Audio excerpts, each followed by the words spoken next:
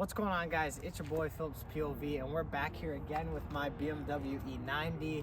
And today we're going to be counting a most common issues list for the BMW E9X series. So this is going to be all the BMW 3 Series between 2006 and 2012, depending on which of the E90s you have. I know the coupes go to 2012 and the E90s go to 2011, so I'm not sure about the wagon, but you guys will see common issues that are going to be with these model years of the 3 Series.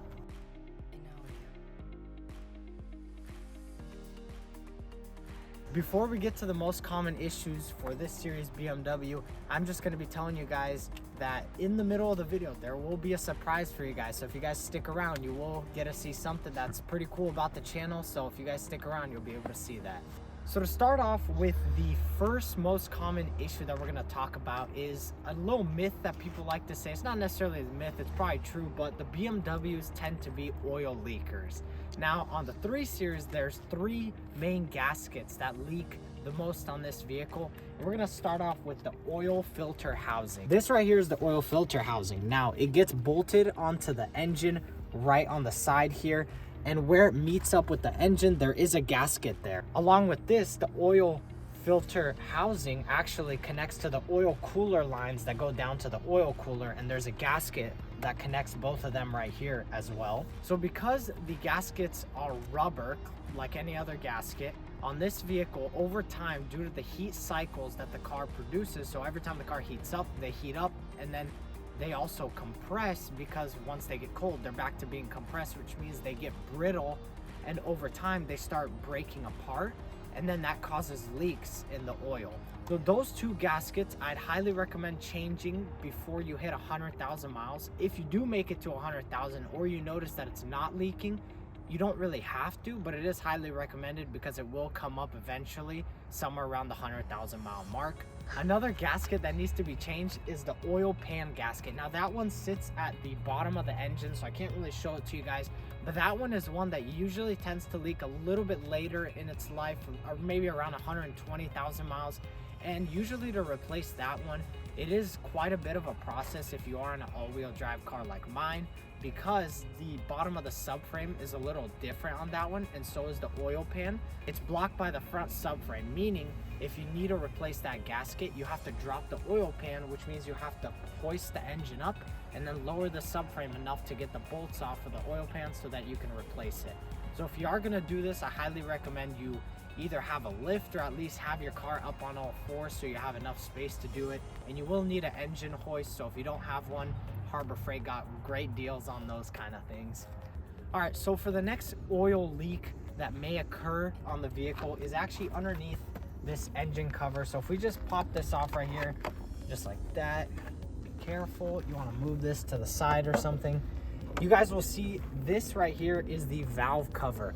Now the valve cover on these vehicles has a gasket that goes all the way around it, which the same issue as the oil cooler one is over time, due to the heat cycles, it causes it to get dry, and over time it starts to leak through it because it's not sealing anymore. Now, you're gonna wanna replace this one around 100,000 as well. It's actually very rare that BMWs of these year's 3 Series can make it over 100,000 miles with that valve cover not being replaced.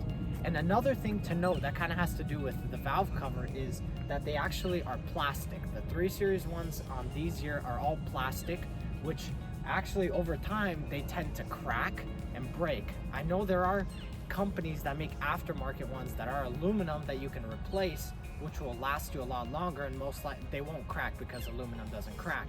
Now, I'm just letting you guys know that because that is another common issue, is that they do crack. So I recommend that you guys get that replaced if you can. I haven't replaced it currently because I'm probably gonna do that if the valve cover starts leaking, which on my car, thankfully, it has not. But if yours does, I highly recommend looking into aluminum valve cover. All right, and for the next item that we're gonna be going through is actually the transmission cooler lines. There's 2 transmission cooler lines that run on the back side of the fan housing. Now they're actually connected to the oil cooler, which is bolted onto the fan shroud. I'm gonna put up a picture so that you guys can see what I'm talking about. But basically there's 2 lines that run parallel. They start at the transmission and they go to the transmission cooler, which is at the base of the fan shroud. Now, the problem with these two lines is there's actually nothing holding them in place where the fan sits. And over time, when you drive, little bumps can cause the two lines, mainly the top one is the one that has an issue, but they move towards the fan and the fan actually nicks them a little bit. Over time, they get almost to the point where it's ripped, and then eventually they just explode and it gets ripped and it gets transmission fluid everywhere along your car. Now, if you guys watched my previous videos on rebuilding my vehicle after I hit the deer, you guys will notice that that actually occurred to me on the way to the paint shop. And I found a repair for it. And if you guys want to see that video on how to repair that line, you can go ahead and watch my other video. I'll have it linked down in the description. Now, the reason I did not actually replace the whole line is because over time, that's going to happen again, because there's no bracket that can hold those two lines from getting close to the fan. So it will happen again. And the process of replacing those is very difficult, because unless you have a lift, because what you have to do is, again, you have to drop the subframe, lift the engine a little bit, because you have to get to the transmission to switch those lines, and it runs all the way back to your transmission, which is a pretty difficult process unless you drop the subframe, which is a whole long process to do. And if you don't have a lift, like I don't, and you don't have a proper garage to do that in, it's not going to be a process you want to do. Now, the repair that I did, if you guys see my video, actually is guaranteed almost to work perfectly, because I've been driving this for about 15,000 miles and the car's done perfectly. There's been no leakage, no problem. So make sure to watch that video to find out how to repair that. All right, and now the surprise for the video, we actually have a sponsor for the channel. This is the first ever sponsor. If you're looking to get yourself some windshield wipers or other products by this company, you can go ahead and check out Dyno's on Amazon. They were kind enough to send me out a pair of their windshield wipers to test them out on my vehicle and show you guys how easy it is to install them, and show you guys how great of a brand they actually are. And if you guys are wondering, well, is this gonna fit on my car, blank blank, whatever, you can look at the back here, and as you guys can see, they have just about any version of a clip you may need that goes onto your vehicle. And I'm gonna show you guys how easy it is to install. First, we're gonna get rid of these old pieces of garbage here, because I can tell you they don't work and they squeak. All right, so got it removed. Don't look at the brand, this doesn't matter. This is garbage.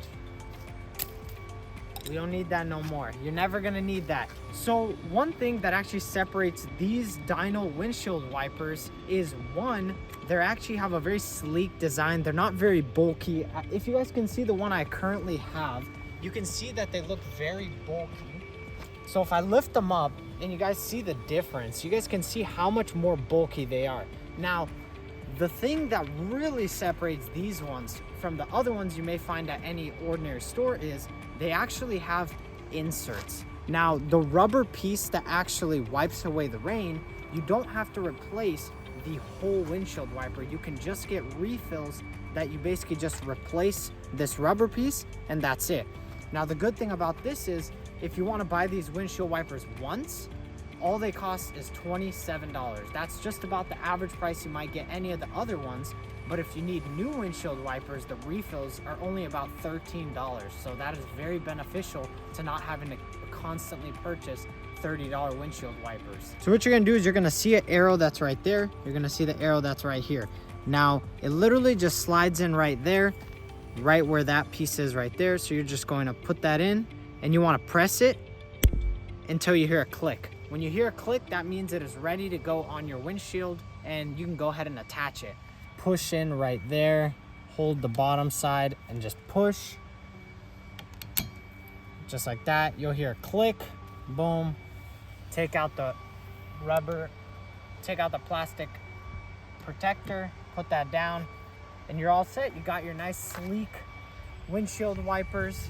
These are gonna be great for the rain, great for the snow, great for any kind of conditions that may occur outside, and they are long lasting. All right, so now we're back at our place here, and we got the windshield wipers installed. So I'm just gonna show you guys how they work. Now, we don't currently have any rain, as you can see, but it is very rainy where we live here in Washington State. So we're gonna get the hose, we're gonna spray it down, and you guys will see how they work right over. And it's raining. Let's get the auto, boom. As you guys can see, you're not hearing any sound. No streaks are being left anywhere. You can actually see now in the lighting, there's no streaks left. From the inside, there was no sound you can hear. These windshield wipers are cleaning off all of this really well. And this is just us pouring water on here. Look at that, we got the movie effects here, yep.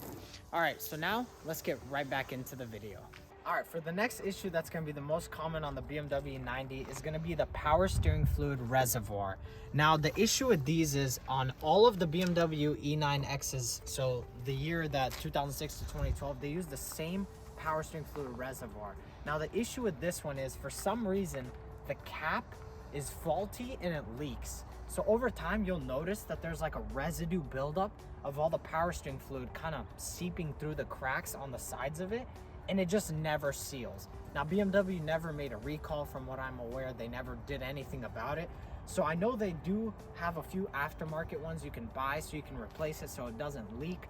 But at the same time, I just want to let you know that even if it is leaking, most of the time it will never leak enough to where you won't have power steering or any major issues, as long as you kind of keep an eye on it at some point to make sure that it doesn't go below a certain level. So now there's two lines that go in the coolant system of the vehicle that actually have issues. Now, the first one is the one that goes from the expansion tank all the way to the upper radiator hose, which is right here.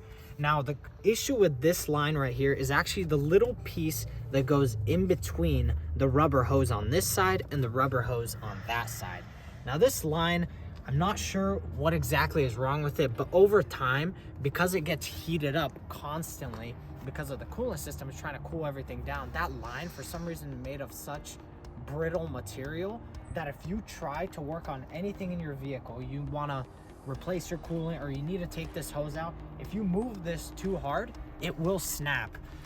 So I highly recommend you get this line changed. It's roughly like 30 bucks, so I highly recommend you change it. Maybe by the time you hit 100,000 miles, at least change it that one time before then, just so you don't have any issues where all your coolant leaks out somewhere. So the other coolant hose that has an issue is the one that goes into the engine block. Now, if you guys see, there is the hose, this one right here, and as you guys can see, we've put on a clamp right there, one that you can tighten by spinning it. So the issue with this hose is basically where it connects to the engine block, BMW put an OEM plastic fitting on it, and over time that plastic fitting breaks and the hose no longer suction to that. Even if it has the clamp, it can still start leaking. It might just even rip off fully because there's a pressure that's pushing all the coolant into the engine block. Now, what we did is they actually made another version. I think it's aftermarket, it's not OEM, but it's basically an aluminum one. So what you do is you have to replace that plastic OEM one with the aluminum one, and then you make sure that you clean it out really nicely, and you have to cut the hose to make a perfectly circle so that when you fit it, it actually goes all the way in. Then you just put your own little clamp on there and it'll work just like a charm and it won't have any issues. All right, so for the next two things, they kind of go hand in hand on the most common issues. It's gonna be the water pump and the thermostat. If you've read anything about BMWs, you'll know this is definitely a fault on these vehicles.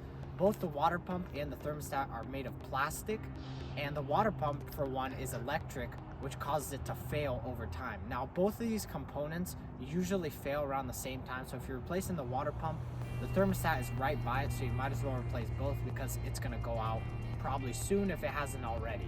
Usually you wanna replace this by around 75,000 miles because they do tend to fail pretty quickly. They don't last up till 100,000 unless you're super lucky and you just I don't know, man. You're just lucky. So the charge pipe that is right here, it goes from the intercooler to the intake manifold up here. It connects right there. Basically, BMW's OEM one is made of plastic and they tend to break over time, so you definitely want to get that upgraded. It is a common issue. For these specific 3 Series, the charge pipe is only on the 335. It's only on the cars with the turbo, which would be only the 335 from the years 2006 to 2012. So we got down here because it's a little chillier up there, so we decided to hop on down here and get a little close by the engine, get warm. All right, for the next common issue, we're gonna have the crankshaft pulley. Now, the crankshaft pulley, I'll put a picture up on screen. It's actually located in the center kind of the engine, and it runs along with the serpentine belt. It runs on it. All right, so over time, the crankshaft pulley might start to wobble, which will cause the serpentine belt to slip and potentially get sucked into your engine.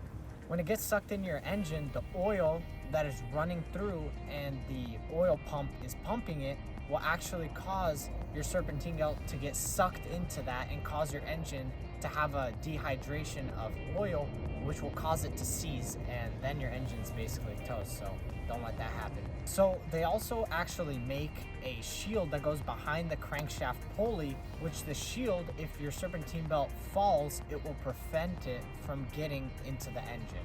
Now the next two things that I want to talk about for the most common issues is going to be the fuel injectors and the ignition coils. Now the first one, which is the fuel injectors, the issue with this is they actually tend to fail if you have the index 11 and under fuel injectors. If you get the index 12 fuel injectors, then they are less likely to fail and your car will run a lot longer on those same fuel injectors. So make sure that your car does have those. They are a bit pricey, but it's definitely worth investing in them. Roughly like $3,000, so try to get them as soon as you can. For the ignition coils, the issue with those is they tend to fail most of the time, and then you get misfire. So you kind of always want to be looking out for that and make sure you might have to hold one just kind of extra just in case you need one, because once in a while one of those ignition coils might go out and you're going to need to replace it. Otherwise you're just going to constantly have a misfire. All right, so now if you walk over here to the back of the vehicle, on my vehicle, this is a 2011 335 E90. Now on some of them, I'm not sure what exactly distinguishes which one you're gonna get, but I've noticed that on all of the 2011 E90 or E92 at least, the tire pressure sensor antenna is actually in the back of the vehicle. Now on some of the older models, all of the individual wheels have their own sensor antenna that goes on the fender liner of each of the sides. Now, the issue with the one that I have on my vehicle specifically, it actually goes right behind the fender liner on the back side of the passenger wheel. But they are basically just a plastic box where the board for the antenna is actually just placed in a rectangular housing and then sealed. The issue is, one, they're plastic, and two, the sealant that they put on there is not very good. So if you drive your car somewhere where it rains a lot and you're constantly flinging water back up into this fender liner, it gets sucked through where they sealed that antenna, and then you're gonna start having issues with your tire pressure sensors. So even to this day, I had that replaced, but even the second one that I had, we even tried to seal it even better, but for some reason, they're just faulty and water gets in them. And what happens is, whenever you're driving, you get a light that says tire pressure inactive, which basically means that if you do have a flat tire, it's not gonna tell you because the antenna cannot receive the signal from any of the tires. Now, if you're further into the problem where a lot of water has gotten into that board and corroded the components on there, it actually causes electrical problems with the interior of your vehicle. For example, when I had this occur to me the first time, it had already been corroded a lot, and whenever I'd be driving, the power to my whole vehicle actually turned off. All the lights inside turned off, the speedometer turned off, went to zero, but I'm still driving. It's definitely something you want to look out for, and when you know yours might be going out because it keeps doing the inactive, I highly recommend that you replace it, because they are only around 100, 150 bucks depending on where you get them. So it's just a simple replacement, but it will cause you the headache of not knowing what the heck is happening when your car decides to cut off power in the middle of you driving on the highway. All right, for the next common issue, if you want to follow me over to the driver's side. Now, there is a module or computer, whatever you want to call it, that sits underneath the dash on the left driver's side of the vehicle. So you guys can't really see, but basically it sits right under here on the left. And what this module basically does is, it is the footwell module or FRM module.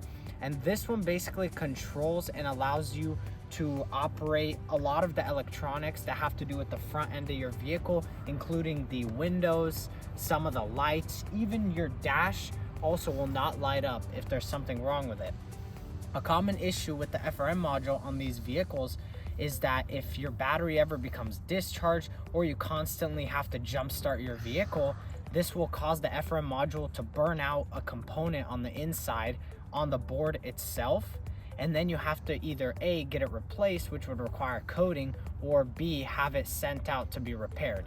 Now, this is a common issue, and you'll notice if your windows are not going down, or if your dash lights are not on, or if your key fob is not working and you have to manually unlock your car. That is another thing that could lead you to believe that the FRM module is having an issue.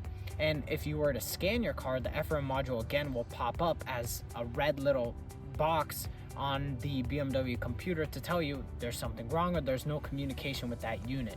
Now, if you do want to know how to remove it and get it sent out to get it repaired, I do have a video on that I did previously on my channel, so go ahead and check the description. I'll have that link down there as well. So for the next common issue, we actually need to give the car some power. So what we're gonna do is we're just gonna hit the button here twice just to give it some power. And as you guys can see, if you look at the back window here, it doesn't really matter what window, but I'm gonna show you guys. When I click it, it goes down.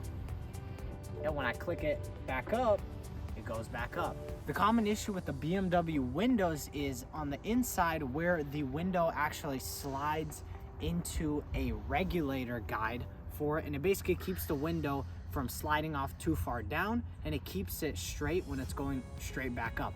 On these vehicles, the plastic regulator guide is very faulty. It's a common issue where one day you need to pull down your window and you click the button, and guess what? Nothing happens. You hear the motor, but it's not going anywhere. That is because the actual line that holds the window and attaches to the motor is sitting on the window regulator, and whenever you click the button, the regulator either holds it and pulls it down. If there's something wrong with that plastic piece, then you have to get that replaced. It's a pretty cheap fix, but it is kind of an inconvenience to have to remove the whole door panel, replace the little guide, because you do have to remove the motor off of the window itself inside the door, which is not very fun to do, but it isn't very difficult. If you do want to know how to replace that, I also have a video on that on my channel, so go ahead and check the description if you need that to be replaced. All right, so that is gonna be the end of this video of the most common issues on the 3 Series between 2006 and 2012. Now, I know you guys definitely hear that annoying sound that is occurring behind me, but honestly, it's very difficult to find locations to film around where I live just because there's always so many cars, there's so many main roads, and I come here to a nice, quiet neighborhood next to a church, and what do I hear? Lawnmowers, cars, rocks, people, everything. But it's okay. You guys will bear with me and listen about the video. Thank you guys so much for watching this video on my channel. If you guys did enjoy, please make sure to like, comment, and subscribe to the YouTube channel. We're trying to hit 1,000 subscribers. I think we're like 80 away, which is a great milestone for me. If you guys did enjoy, make sure to like the video, and I will see you guys in the next one. Bye.